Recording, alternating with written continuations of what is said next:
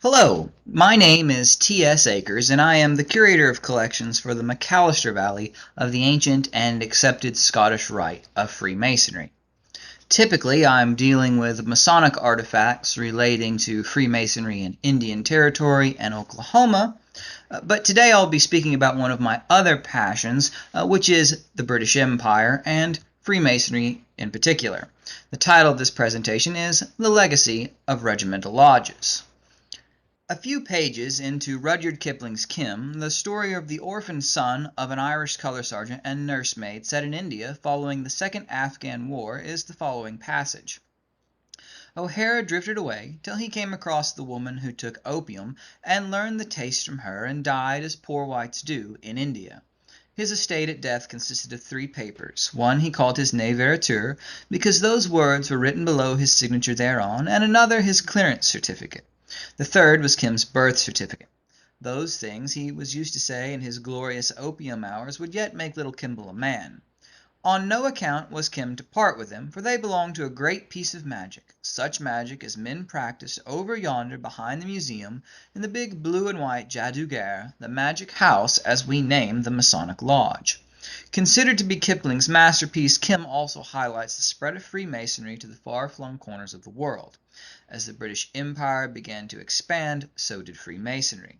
This is particularly evidenced in 1717 with the establishment of the premier Grand Lodge of England in London. This was followed by the formation of the Grand Lodge of Ireland in 1725 and the Grand Lodge of Scotland in 1736. Of course, empire building requires a military, and within the military forces of the Crown, Freemasonry found a home. Much of the spread of Freemasonry across the world can be traced back to the regimental lodges that were the hallmarks of the fraternity and the British Army. Here we see members of Multan Lodge No. 1307, constituted in 1870 in the Punjab region. To add administrative regularity to their affairs, the Grand Lodge of Ireland began issuing paper warrants to lodges, which proved the lodge had permission to operate in roughly 1731. The first warrant issued for a regimental lodge by the Grand Lodge of Ireland was in 1732. That lodge, given the number 11, was attached to the Royal Regiment of Foot. The regiment was formed in 1633 during the reign of Charles I of Scotland. They were retitled the 1st Regiment of Foot Royal Scots in 1813 and remained in existence until 2006 as the oldest line regiment in the British Army. The Grand Lodge of Scotland followed suit with its first military lodge in 1743. That lodge was established by sergeants of the 55th Regiment of Foot. Interestingly, this lodge was not accorded a place on the Scottish roll, and the Duke of Norfolk's Lodge No. 58, which received a warrant in 1747 in the 12th Regiment of Foot, officially appears as the earliest Scottish military lodge. It is said that the Duke of Norfolk's Lodge was established in 1685, the year the 12th Regiment was raised. Further adding to the uncertainty of the first Scottish military lodge was the existence of a lodge attached to the 2nd Dragoons, the Royal Scots Greys, which was said to have obtained its warrant from Mother Kilwinning Lodge, the Mother Lodge of Scotland. In England, 2 Grand Lodges would ultimately come into existence, and both issued their first traveling warrants to lodges within the 8th and 57th Regiments of Foot in 1755. Here we see the Royal Scots Greys as they would have appeared at Waterloo, where they took a French eagle. Napoleon is reported to have remarked upon seeing the Scots Greys in battle and referring to them as those terrible gray horses.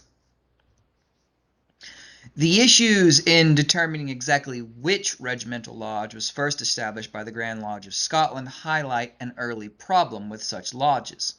In 1751, a rival Grand Lodge was created in London by Irish Freemasons, claiming the premier Grand Lodge of England had made innovations to Freemasonry. Owing to these innovations, the new Grand Lodge referred to the premier Grand Lodge as the moderns and themselves as the ancients. Now, within the realm of the British Empire, there existed 4 Grand Lodges capable of issuing warrants to regimental lodges within one army. Additionally, lodges were constituted by various provincial authorities and Mother Kilwinning Lodge itself. Robert F. Gould, past Grand Deacon of the United Grand Lodge of England, noted that no less than 40 regimental lodges were warranted abroad by English authorities alone, none of which were registered in the books of any Grand Lodge. In 1899, Gould remarked that of over 100 regimental lodges constituted by the Grand Lodge for Ireland, there were likely many others of which no trace has been left. To further complicate matters, some regimental lodges would give copies of their warrants to groups of Masons to function as a lodge in the absence of the original warrant when the regiment was dispatched elsewhere. Lodge number 74 of the Irish Constitution did just this in 1759 when they left Albany, New York.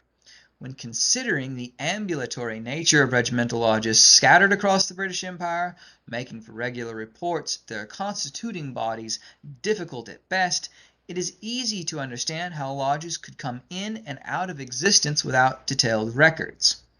The year 1813 would see the moderns and the ancients come together as the United Grand Lodge of England. An accounting of regimental lodges at that time is as follows: Irish 190, Ancients 116, Moderns 25, and Scottish 21 for a total of 352. Many of these lodges were dormant, and the numbers by 1814 had decreased to 135 Irish lodges and 19 Scottish lodges. The English regimental lodges carried forward after Union only numbered 52. Of those, 45 were Ancients lodges and 7 were Moderns lodges. It is important to observe that the Moderns established very few military lodges. Both the Irish and Scottish Grand Lodges worked according to the system in vogue among the Ancients. In 1768, 5 regiments of the British Army arrived in Boston, direct from Ireland. Among those regiments were 3 lodges. British Army Lodge No. 58 of the English Ancients was attached to the 14th Regiment of Foot. Glittering Star Lodge No. 322 of Ireland was attached to the 29th Regiment of Foot, and Lodge No. 106 of Scotland was attached to the 64th Regiment of Foot. It was St. Andrew's Lodge on the Scottish roll, along with British Army Lodge No. 58, Glittering Star Lodge No. 322, and Lodge No. 106 of the Scottish Constitution, that formed the first Scottish Provincial Grand Lodge in America. If it can be presumed that the spread of Freemasonry across the British Empire was due to regimental lodges, the lack of Moderns regimental lodges is telling.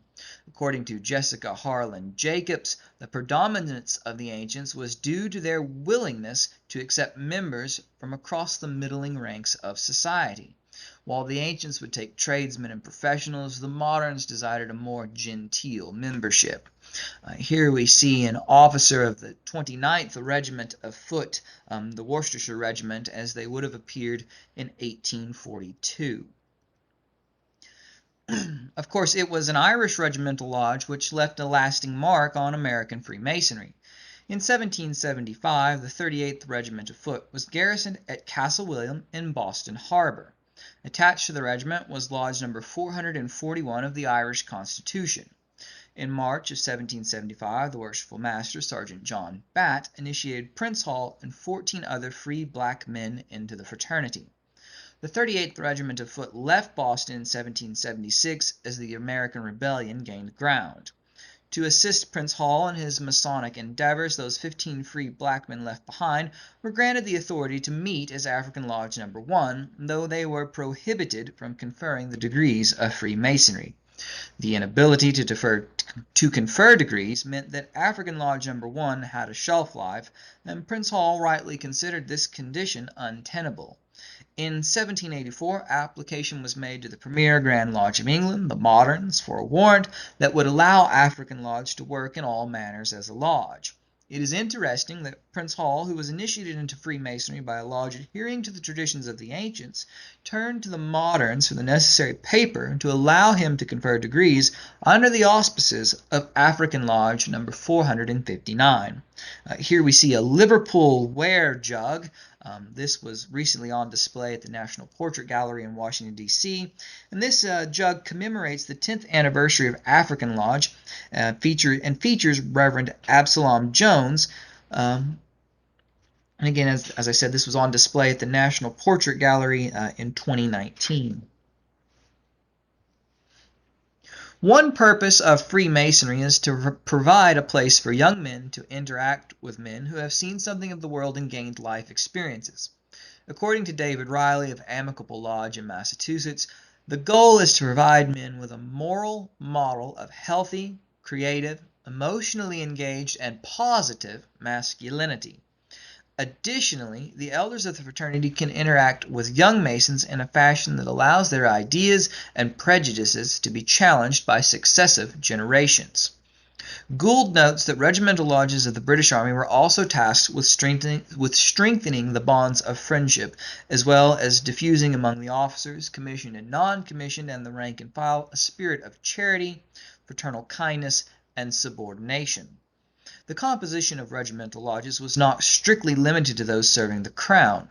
The Grand Lodge of Scotland provided no direction in this regard, while the Grand Lodge of Ireland forbid making any townsman a Mason in a place where there was a registered lodge. In 1815, the United Grand Lodge of England prohibited initiating any civilian or private soldier into a regimental lodge. It is noted that the exclusion of civilians in regimental lodges was likely ignored by those regiments overseas, particularly in the East. Additionally, regiments with multiple lodges likely had multiple battalions, each with their own lodge. Lodges even also divided by rank, with the 1st Officers' Lodge being constituted by the Grand Lodge of Ireland and the 32nd Regiment of Foot in 1783. A Scottish lodge in the same regiment at the time was presumably for the non-commissioned officers. Not to be left out, the Royal Navy and Marines also had lodges of their own. Here we see members of Lucknow Lodge in 1885, and this was a lodge primarily composed of men of the 10th Royal Hussars.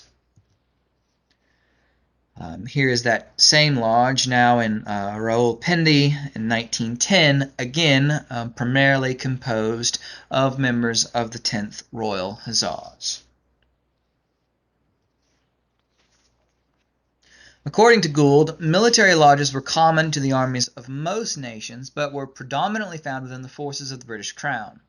An accounting of British regimental lodges shows that around 500 were established altogether, though they never all existed at once.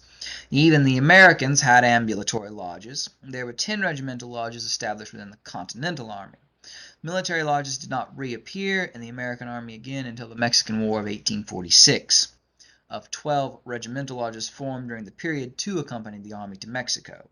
It should be noted these lodges all worked under revocable dispensation and none lived beyond the Mexican War. During the American Civil War, depending on the source, between 77 and 200 military lodges were established. These lodges also worked under revocable dispensation, causing many to be short-lived. The Spanish-American War saw 2 regimental lodges established in the American Army, one from Kentucky and the other from North Dakota.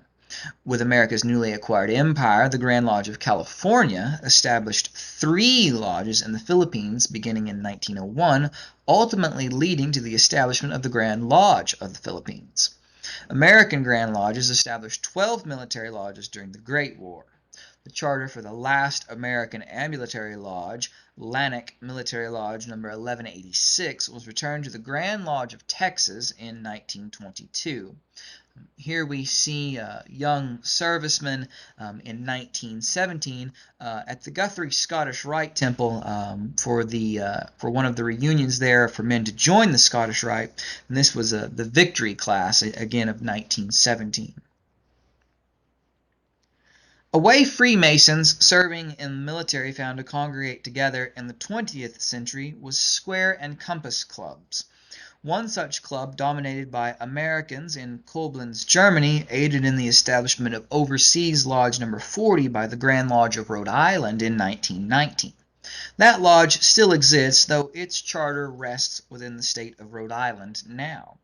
Other square and compass clubs resulted in the establishment of lodges overseas following World War II. In Frankfort, Oregon Military Lodge was established. Rhode Island established Berlin Lodge, and Connecticut established Stuttgart American Lodge. With the formation of the United Grand Lodges of Germany in 1949, the charters and dispensations for the American lodges were returned in time, and those lodges began to operate under the jurisdiction of the American Canadian Grand Lodge in 1962. a provincial Grand Lodge of Germany. Today, a total of 41 lodges comprise the American-Canadian Grand Lodge. These lodges, such as North Sea Armed Forces Lodges, Lodge number 829, regularly initiate American military personnel into Freemasonry. The Grand Lodge of British Freemasons in Germany is a similar provincial Grand Lodge of military origin. Here we see Brigadier General H. Glenn Watson, and that is one of his service uniforms there. He was a member of North Sea Armed Forces Lodge number 829 AF and AM under the jurisdiction of the United Grand Lodges of Germany. And this is Colonel John A. Spencer, who was a member of Guthrie Lodge number 35 and a past master of Unity Lodge number 851 in 1971, which was under the jurisdiction of the American-Canadian Grand Lodge of Germany. He served as Grand High Priest of Royal Archmasons of Oklahoma in 88-89 and was Illustrious Grand Master of Cryptic Masons in Germany in 1979. As of 1886, Gould indicates there were only 15 regimental lodges still in existence in the military forces of the Crown. While it is clear that these regimental lodges certainly spread Freemasonry to the far-flung corners of the British Empire, the question remains, what was their true legacy? It is in the higher degrees that the answer to this question can be found. During the 7 Years' War, the rite of strict observance gained popularity on the European continent, particularly with Germans. The Allied Army at the time brought regimental lodges of the British Army in contact with strict observance lodges, which included a Knight Templar degree. The Templar legend that fugitive knights took refuge in Scotland and joined the stonemason guilds proved to be popular with British regimental lodges. The Knight Templar degree was known to have been practiced by a lodge in Dublin, which had been constituted by Mother Kilwinning Lodge. When brethren of the Westmeath militia wanted to transfer their warrant to meet as Templars to brethren within the Shropshire militia in 1813, they made their request to Mother Kilwinning Lodge, believing it to be the birthplace of Masonic Templary. Mother Kilwinning responded that they had no connection to the Knight Templar degree. The first recorded conferral of the Knight Templar degree in America was within St. Andrew's Lodge of Boston in August of 1769. It is believed that the ritual for the Knight Templar degree was provided by the 3 regimental lodges in Boston at the time. 4 months later, Paul Revere received the Knight Templar degree under the direction of members of British Army Lodge No. 58 and Glittering Star Lodge No. 322. Templary rapidly spread across America, and the Grand Encampment of the United States was formed in 1860. Ambulatory lodges within the United States military were likely doomed from the start. There was a concern of traveling lodges infringing upon the local Grand Lodge. Additionally, it was believed that men would be Masons who could not obtain membership in their local lodges. The decline in British regimental lodges was due to several factors. As some regiments gained permanent stations on home service or ceased to exist at their last station, the lodges would exchange a traveling military warrant for a stationary civil warrant. Military lodges could also cease to exist owing to an insufficient number of members, a problem seen across all of Freemasonry that can often be magnified in the military as brethren went into the field during times of war. Officers of the Provincial Grand Lodge of Madras remarked on this, saying, "The event of war and departure of persons for Europe frequently suspend the operations of Masonry in different lodges. Deaths resulting from conflict could, of course, render a lodge dormant. But disease also took its toll. While in southern India during the early 19th century, the Lodge of Social and Military Virtues No. 227 of the Irish Constitution lost many of its members to a cholera outbreak. Regimental lodges also existed at the consent of a regiment's colonel, and that position could be summarily revoked. On at least one occasion, a colonel sent for a lodge's warrant and immediately set it on fire. A regiment's colonel was often made a lodge's first master in order to ensure the colonel's consent for their existence. There are believed to be 50 lodges within the military forces of the Crown that are considered military lodges today. This means the lodge has a membership that is at least 60% military. These lodges can be found across the services, including 3 lodges in the Royal Navy and 3 in the Royal Air Force. Even the late Duke of Edinburgh was a member of Navy Lodge number 2612. The last of the traveling lodges, of which there are 2, are Irish. One of them, Glittering Star Lodge number 322, was one of the lodges which helped organize the first Scottish Provincial Grand Lodge in America. The other, St. Patrick's number 295 of the Royal Dragoons, held 3 meetings in Basra during an operational tour in Iraq. While mainstream Freemasonry in America rejected the concept of military lodges, Prince Hall Masonry, which was born in a regimental lodge, somewhat embraced the idea. The Prince Hall Grand Lodge of Oklahoma has chartered several military lodges overseas, including Sons of Solomon Military Lodge number 68 and Prince Hall Military Lodge number 141 in South Korea, and Alpha Military Lodge number 195 in Afghanistan. Now, here we see members of Glittering Star Lodge number 322 at Nazirabad in India, and this photograph was taken in 1920. This is a lodge member jewel from Navy Lodge, the Navy Lodge, number 2612. Of course, King George VI, seen here in his Masonic regalia, was made a Freemason in 1919. Field Marshal Stapleton Cotton, himself a Freemason, once quipped, "I have known many soldiers who were Masons, but never knew a good Mason who was a bad soldier." In comparison, Kipling painted a different character of Freemasons with his 2 loafers, Dan and Peachy, seeking to carve out a kingdom for themselves in the wilds of Kafiristan, where they discovered tribesmen practicing a crude Masonic ritual. However, these 2 accounts illustrate both the spread of Freemasonry to the far reaches of the world and the impact of Freemasonry on soldiering. While even the American Empire briefly saw the chartering of lodges in foreign lands, it was the British Empire that truly embraced the concept of military lodges. As the Masonic historian Chetwood Crowley said, these lodges permeated everywhere. Everywhere they left behind the germs of Freemasonry.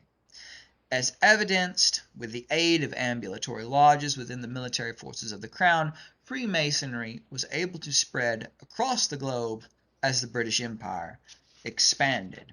And here we see those two famous loafers of Kipling's, Dan and Peachy. This is from the great film The Man Who Would Be King.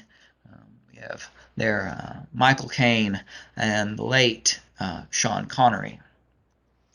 I hope you enjoyed this presentation, and hopefully there will be more to come. And I'll see you around as I travel across Freemasonry in Oklahoma and the United States. Thank you.